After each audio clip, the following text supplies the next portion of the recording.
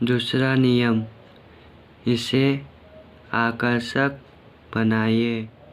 Chapter 8, आदत को प्रबल कैसे बनाइए।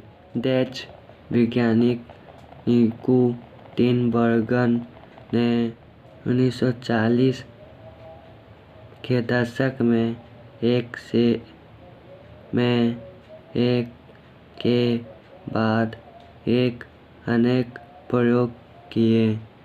इन प्रयोगों ने इस बात को लेकर हमारी समझ में क्रांतिकारी बदलाव ला दिया कि आखिर क्या हमें प्रेरित करता है। वे उत्तरी अमेरिका में पाए जाने वाले स्लेटी और सफ़ेद रंग के पंछी मुर्गाबी पर शोध कर रहे थे। उत्तरी अमेरिका में ये पंछी समुद्र किनारे उड़ते देखे जा सकते हैं। उन अपने काम के लिए नोबेल पुरस्कार भी मिला था। इस वयस्क पंछियों की चोंच पर लाल बिंदी रहती है और टिनबर्गन ने देखा कि जब नए बच्चे होते हैं और उन्हें भूख लगती है तो वे अपनी माँ की चोंच की इस लाल बिंदी पर चोंच मारते हैं।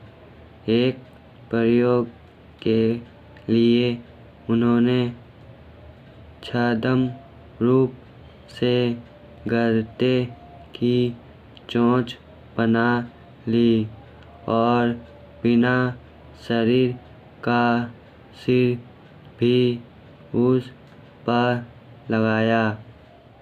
जब बड़े पंछी दूर उड़ जाते थे तब वे घोंसले में जाते और यह नकली चोंच उन बच्चों के सामने रख देते थे।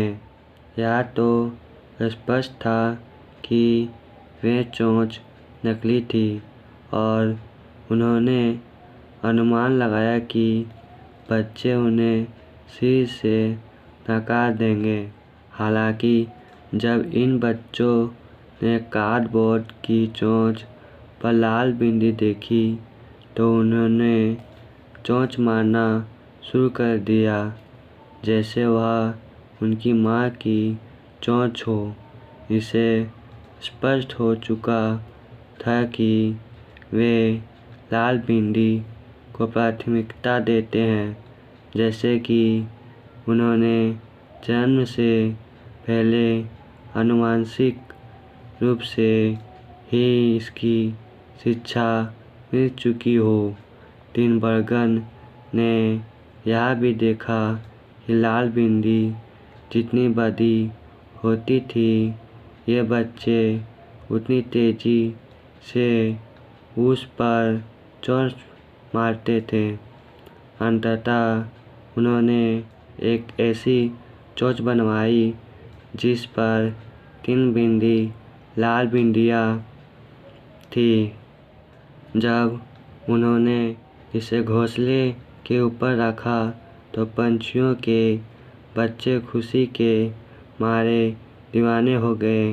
वे लाल बिंदियों पर ऐसे चोंच मारने लगे जैसे इतनी बड़ी चोंच उन्होंने कभी देखी नहीं हो।